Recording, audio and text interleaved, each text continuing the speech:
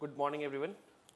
So, coming straight to the point, today we'll start with the discussion of the Indian Express, and largely some news are there. But first of all, we should talk about that is mental health a first world problem. So you see that largely it pertains to the news of yesterday. Uh, the thing is that we we are trying to define that there are some issues which are related with only the first world. But just think about it that you are listening to some drag lectures of Indian Express trying to know that what is going on in around the world, particularly related with your examinations. So classifying that something is a first world problem and the problem faced in the first world is a different than problem faced in the third world is an anomaly. In this context, yes, there are some issues which we will try to highlight. See, basically, what Kapil Dev said that when we were children, then there was no such issues. So we try to tackle the practice along with the thing, and we try to cope up in that mechanism also. And further, he went into highlight that he is from a farmer's family.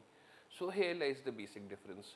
The moment you say that you are from a farmer's family, of that matter, you are from a society which focuses its emphasis upon the solidarity.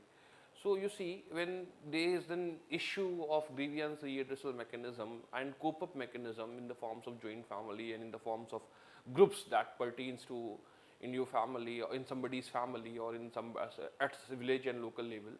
So naturally, such problem, even if it is there, then it is trivialized in a greater extent.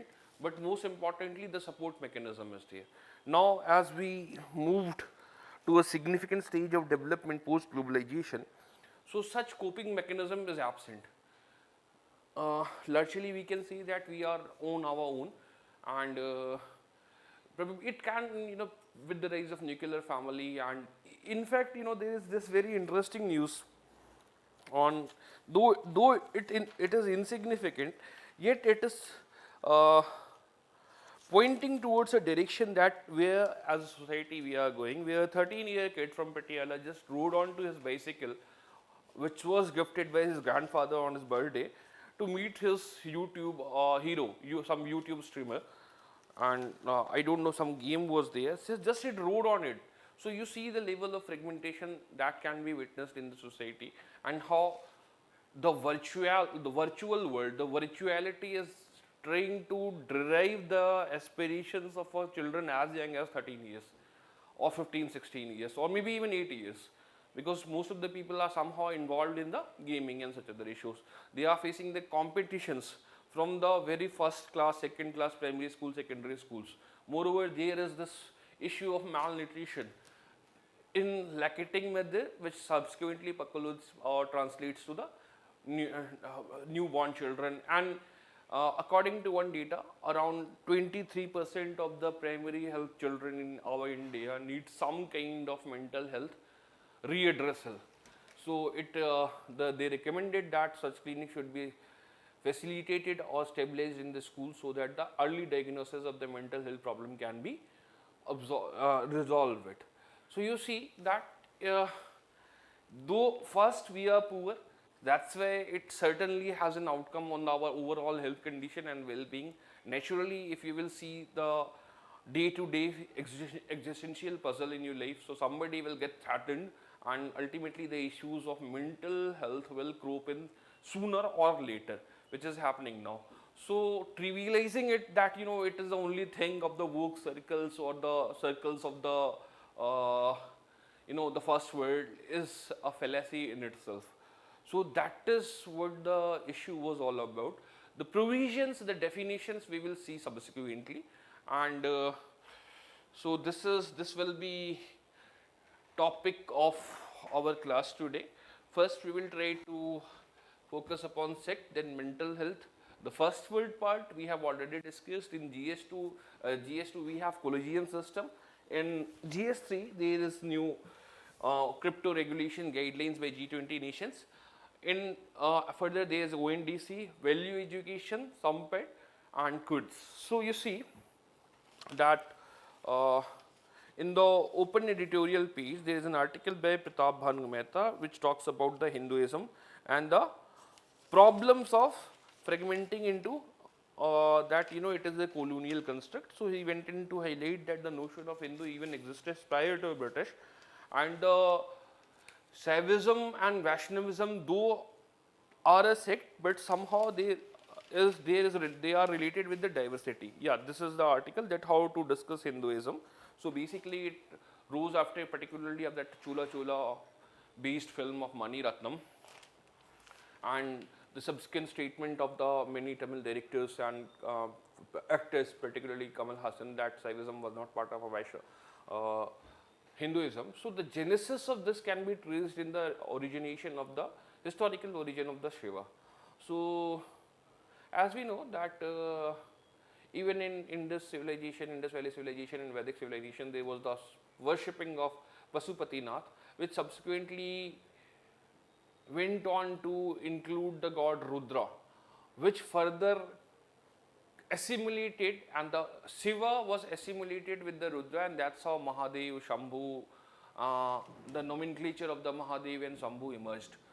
So you see that Shiva originally, though it was a Dravidian word, which means peace. So, but the thing is that right now in the broader connotation, Shiva emerged as an assimilated projection of both Rudra and Shiva. So to say that Shiva in itself, and basically it's crystallized itself after the first at the first AD itself. So saying that Saivism was never a part of Hinduism and Hinduism is a colonial construct, it would be a fallacy. Though there are some facts which supports it, like for example in 1871 census, there was no one particular, when they were asked that what is your religion, most of the people wrote either their caste name or their Kul Devata's name. Largely it was the caste name Brahman Kshatriya. So after that, the idea of nation which was created, the imagined community which was created was based on Anand Math Bharat Anand Math by Bankim Chandra Chatterjee, where the Bharat Mata was created, and subsequently the term Hindu emerged in the common imagination. But it is not like that Hindu never existed. So though there was ideological difference between the Saivism and Vaishnavism on the supremacy of aspect, but there was convergence also at multiple places. To say that Saivism was never a part of Hinduism, and this is what this article has tried to highlight. Now the second part, mental health. So it would be that what are the challenges, an estimated 150 million people across India indeed in need of mental health care intervention. Lack of resources are there, only 2.5% specialized doctors are there, and of that only 0.3% are psychiatrists, 0.2% are 1.2% are nurses, and psychologists are only 0.07%, and social workers are also there. Further, low financial allocation in the GDP of the healthcare, which is a very generic point. Other poor challenges like awareness of the symptoms of the mental illness, social stigma, which is manifested in the forms of log kya kahenge wala part, and abandonment of mentally ill person.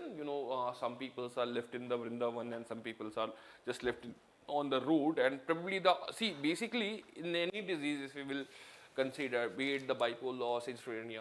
So if there is an early diagnosis, there are chances that it can be cured. But if it reaches a state where there is no return, then there are hardly any chances that it can be cured completely.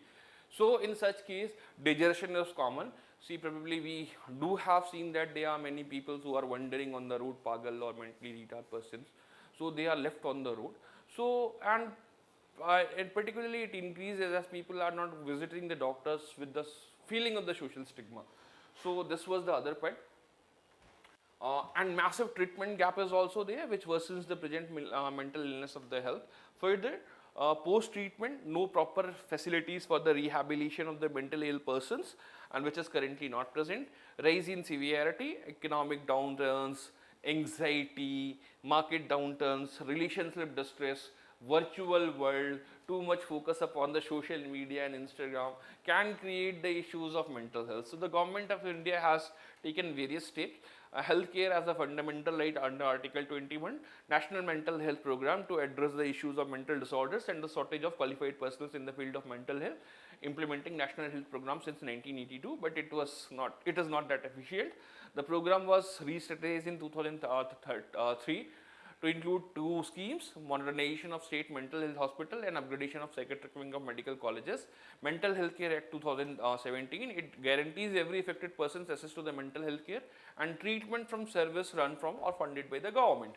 Moreover, there is decriminalization of the suicide also, scope of 309, and made attempt to commit suicide, punishment only as an exceptions. Further, the Kiran helpline is launched, but the issue is that you see that the competition is increasing every day, and there is of increased emphasis toward the attainment and the achievement orientation, which is creating the pressure, the mental pressure. Moreover, there is no workload management even in the organizations, particularly in India. There are no incidences of the workload management, and such things are trivialized. So, to say that the mental order is the first world problem, it would be, armchair philosophers can only done, which don't have the command over the reality or what is happening in the world. Now, the second news is Colegium system, and as an exceptions, we will have 5+1 Colegium system this time, because you see, this news is there on the very first phase. CGA named Justice Chandrachud. We have been discussing this quite frequently, that how after the retirement of Justice U. Lalit, Justice Chandrachud, D.Y. Chandrachud, will be named as Chief Justice, and probably he will be having one of the longest terms as a Chief Justice of India, which is the thing that his father served as the longest Chief Justice of India. So Justice Chandrachud will also serve as the second, means 2 years, which is a quite significant terms when compared with the other terms of the Chief Justice. And in this period, he will be nominating or appointing 18 judges in the Supreme Court. But the problem is that Collegium always consisted of a judge who would be a second, or probably who would be ascending to the CGI in the next terms. So in this case, all the 4 other judges are not going to figure in the CGI list. So all the other 4 other judges. So Justice Khanna, who had the significant chances of succeeding as a CGI, will be attending the Collegium meet so that broader consensus can be reached, and such issues was principal objective of the Collegium. This is the talent brought to the Supreme Court bench. The Chief Justice of India and the Supreme Court are best fitted to achieve this objective. Further, Justice Khanna, this is the point that we are making, that Justice Khanna will enter into the 6th member and who will be attending the meeting. And this was only done once before, when Justice K.G. Balakrishnan was the Chief Minister and there was no succeeding CGI in the coming terms. So Justice Saroj Homis Kapadia was appointed as a 6th member to gain more broader consensus and to increase the awareness about who will be appointing as the next CGI. So there is this news of the crypto assets, which you will find on the business page.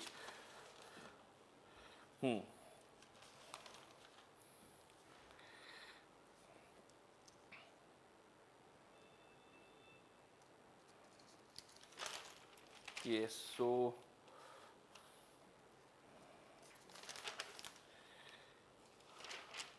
OECD global framework in place, India to focus on the crypto regulations. So there is this common consensus was reached by the OECD that crypto asset reporting framework, or CARF, was recently released by the Organization for Economic Cooperation and Development, and it aims to ensure the collection and automated exchange of information or crypto assets with jurisdictions of taxpayer residency every year in the standardized manner. These are the points which you have to remember, and it defines crypto asset as any asset that are held and transferred in a decentralized manner, that is peer to peer, without the involvement of traditional financial intermediaries.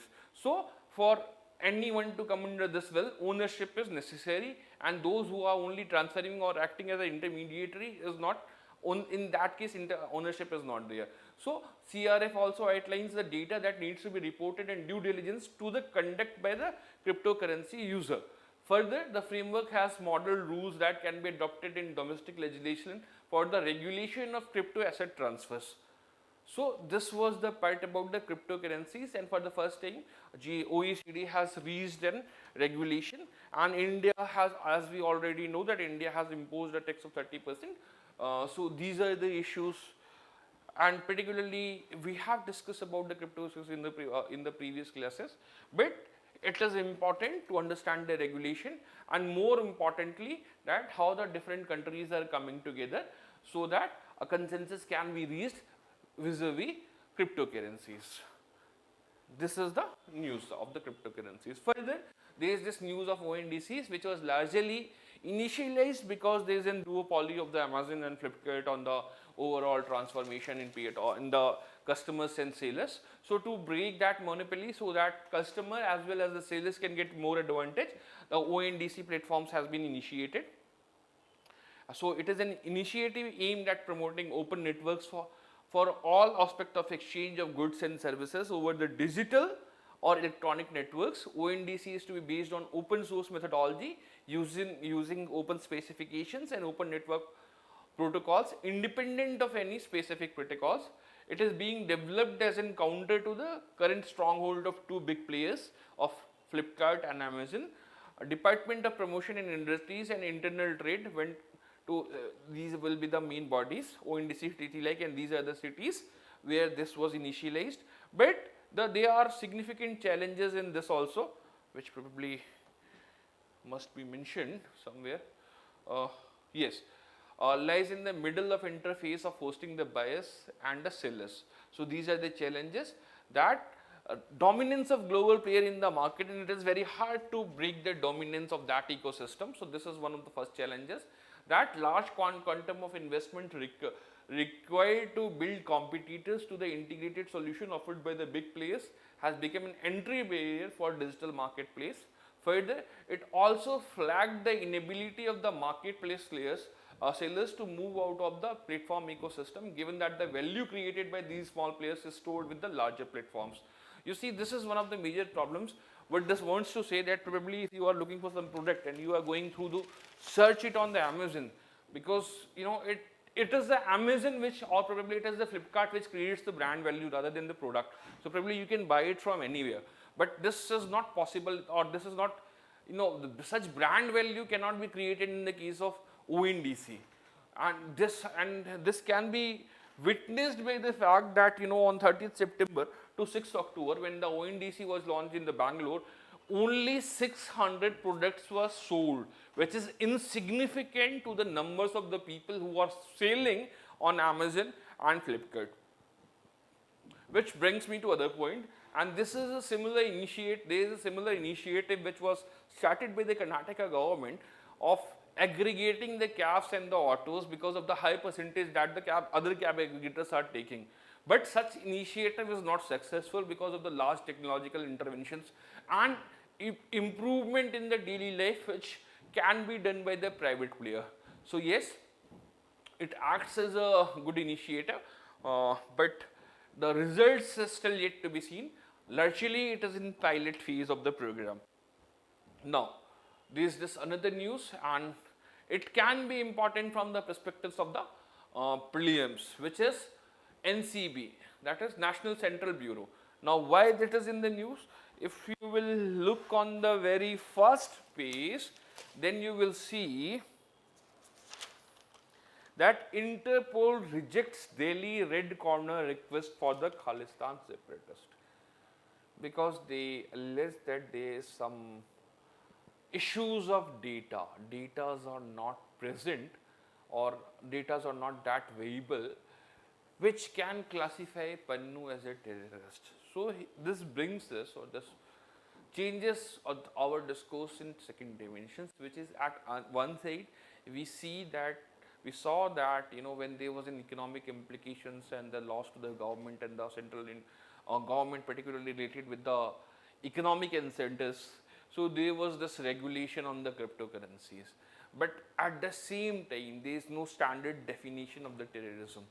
Though we know that Government of India considers Khalistan as a terrorist organization, or any attempt to support it as a terrorist attempt, but the same is not reached by at the worldwide level, and the same goes with the And this can be seen at the various level also. For example, the repeated attempts of China to block the Indian request on classifying some organization as a terrorist organization, or classifying some person as a terrorist persons in the UN, and particularly FATF list. So we all know about that. But in this case, Interpol hasn't recognized, even after that India is recognized, and even after that there are so many attempts by the Khalistans previously to create disharmony in the Indian society or instability in the Indian society, and probably we all know about that Air India case, Kanishka case. So this is one of the issues. Yet, though Khalistan, that Interpol has recognized that Pannu isn't Khalistan sympathizers and he is involved in activity, but there is no political dimensions to it. So this was the contention which was propagated by the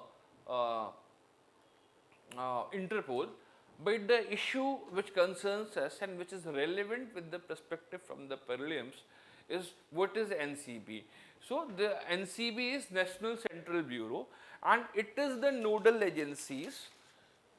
National Central Bureaus are the heart of the Interpol, and how it works, the Interpol works. They seek the information needed from other National Control Bureau, which is the national, to help investigate crimes or criminals in their own country, and they share criminal data and intelligence to assist the other countries. One, so as part of their role in global investigations, National Central Bureaus works with law enforcement agencies all across the world in their own country. Further, National Central Bureaus and Sub-Central Bureaus around the world, the General Secretariat offices the worldwide. NCB, National Central Bureau can also develop training programs for the national police to reach awareness on Interpol activities, services and database. So, you see that in case of India, National Central Bureau is a body which is under CBI, and it is the CBI who demands or probably looks for the fugitive across the world, and it is as a body under the CBI. So largely we can CBI operates within the purview of Interpol, and it is the first connecting authority for the Interpol connections. Now there is this another news of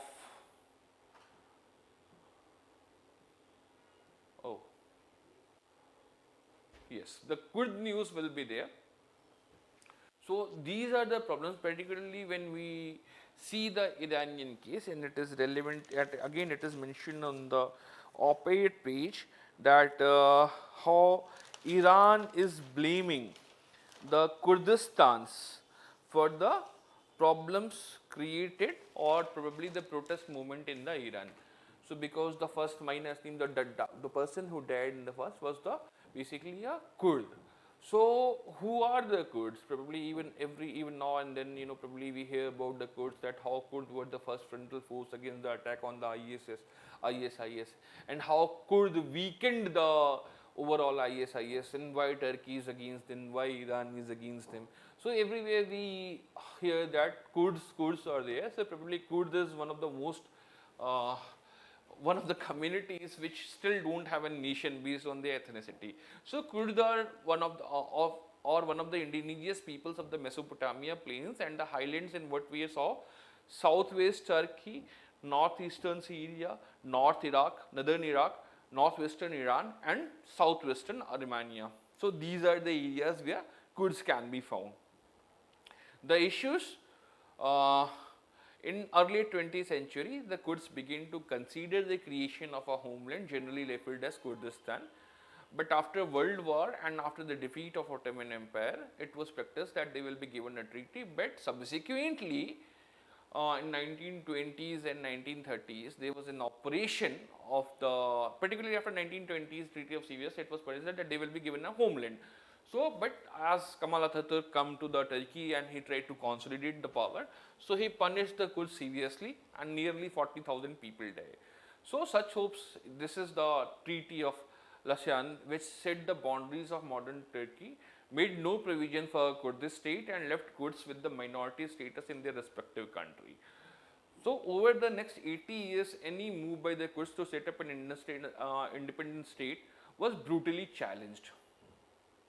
The thing is that right now they are living in different areas, and but they don't have any nation to call of their own, and they are being punished. Largely, the case right now, Kurdis, right as of now in Iran, Kurds people are the people who practice the religion of Islam. It's the Sunni Islam, where the Iran is dominated by the Shias. So this is one of the case. Further, even though largely follow the Islam, but there are multiple ethnic language diversities. They have the dialect, they never have the language. Kurd is a dialect. So there are a lot of diversities exist when we talk about the Kurdistan. So this was the part which was relevant to the Kurds. Now there is this another news which is value education, and again it is in news based on the op-ed phase, the word of others.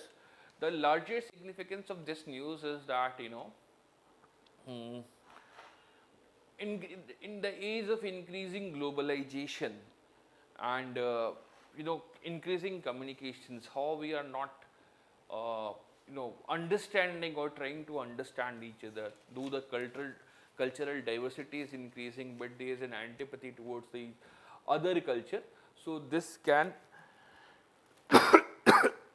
result in lack of empathy across the world, and the trends can be seen now. So probably I gave you one of the example that how people are preferring to be with absent others than valuing the present others, and such distinctions can be seen because there is no component of the value educations. So what is value educations, and what the imperative can be solved? So the relation and communitarian nature of ethics, that is arising out of the recognition of human being as a relational being, a being of community and a being of dialogue, is extremely important and dictates reflections on justice, solidarity, compassion and the cooperation in the spirit of genuine dialogue in the field of ethics and value educations, which further calls for openness, reciprocity and mutual recognitions. So these are the words, the relations between ethics and the value educations. And if you will see the paper, because largely this pertains to the issue that the government should focus upon the value educations. The problem in the Indian context, the problem was in the Indian context that hasn't been fully resolved yet, is that value education is not recognized as an integral part of the Indian schooling. So our school systems is not emphasizing upon the components of the value education. So this was one of the parts. Further, as the article highlighted, that probably in this context we do have the provisions for the national NEP 2020, which tries to highlight the component of the value educations in the overall functioning of the issues. So, but according to the author Mini Krishnan, so you see that in the age of international understanding, the components of the value education is very important, because it will result in, if it is not inculcated, it will result in a crisis in the identity, particularly related with the local ignorance of our culture. We will be uprooted from our culture, but we will not be able to understand the other's culture. So to understand this, to under the overall dynamics of the culture, it is important that the parts of the value education should be inculcated in the school syllabus with all seriousness. So largely this was all about the topic and for the today's class, and just let me see it. Yes, so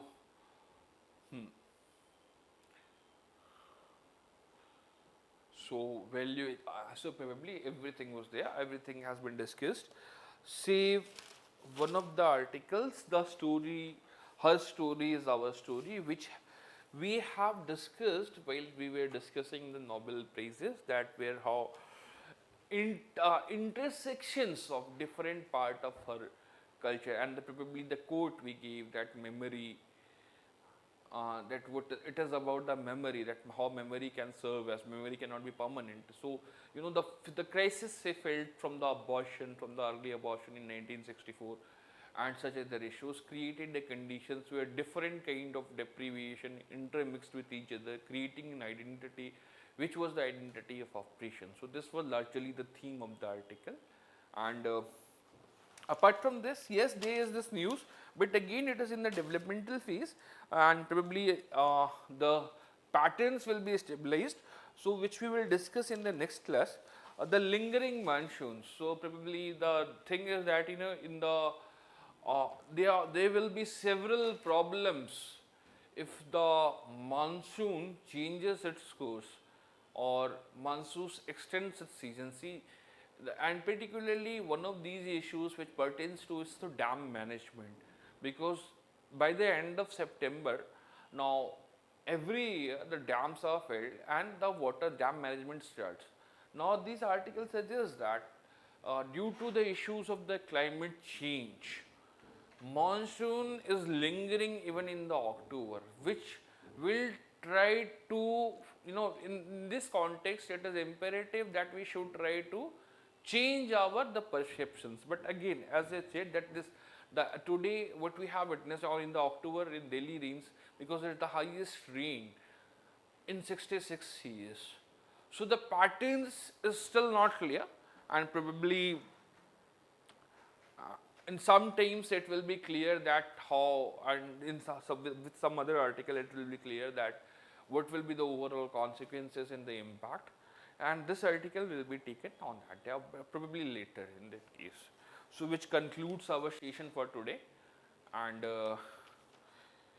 we'll resume the session tomorrow, but the mostly and largely nearly every news was discussed in some way or other. Okay, so thanks a lot. We will resume our session tomorrow.